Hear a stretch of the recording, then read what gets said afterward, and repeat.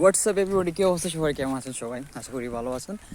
তো আপনাদেরকে আসলে আমার দেশ সম্পর্কে একটা কিছু কথা বলার ছিল। সেটা হচ্ছে যে আমাদের বাংলাদেশে 2024 যখন থেকে কোটা আন্দোলন শুরু হয়, জুলাই গণঅভ্যুত্থান থেকে, মানে যেটা আর কি ওই বালচাল কথা আর কি, মানে ওই জুলাই আন্দোলনটা ছিল আমাদের একদম দেশের ধ্বংসের মেন কারণ।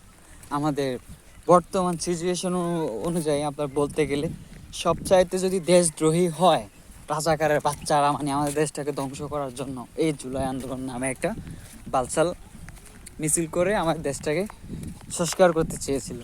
যাই হোক, বাইদাবে ওরা করছে, তো ওরা সক্ষম হয়েছে, কারণ রাজাকারকে পক্ষ নিয়ে আমাদের সাধারণ মানুষ না বুঝে তারা রাজাকারের পক্ষে আওয়াজ তুলছে, আন্দোলন করছে। অনেক অনেক মানুষ মারা গেছে নির্বিশেষে। আমরা বলতে গেলে আওয়ামী লীগের থেকে শুরু করে মানে পুলিশের অনেক মানুষ হত্যা করা হয়েছে সরাসরি, যার কোনো বিচার এখনো আজ পর্যন্ত হয়নি। এখনো ইভেন বাংলাদেশে মানুষ মরতেছে, প্রতিটা জেলায় মরতেছে, প্রতিনিয়ত আওয়ামী লীগের কর্মীদের মারা হচ্ছে। আওয়ামী লীগের যত ছাত্রলীগ আছে বা যে কোনো দলের আপনার মানে আওয়ামী লীগ সংগঠনে যাকে তাকে হত্যা করা হচ্ছে। তো এগুলো করে কী লাভ হচ্ছে? আমাদের দেশটা যেখানে ধ্বংস করে দিল জুলাই 24, সেখানে এ দেশে আর মানুষ বেঁচে থেকে কী লাভ? বাংলাদেশের সব কিছু এই ইনুস, শুধু ইনুস সব কিছুই ধ্বংস করে দিচ্ছে।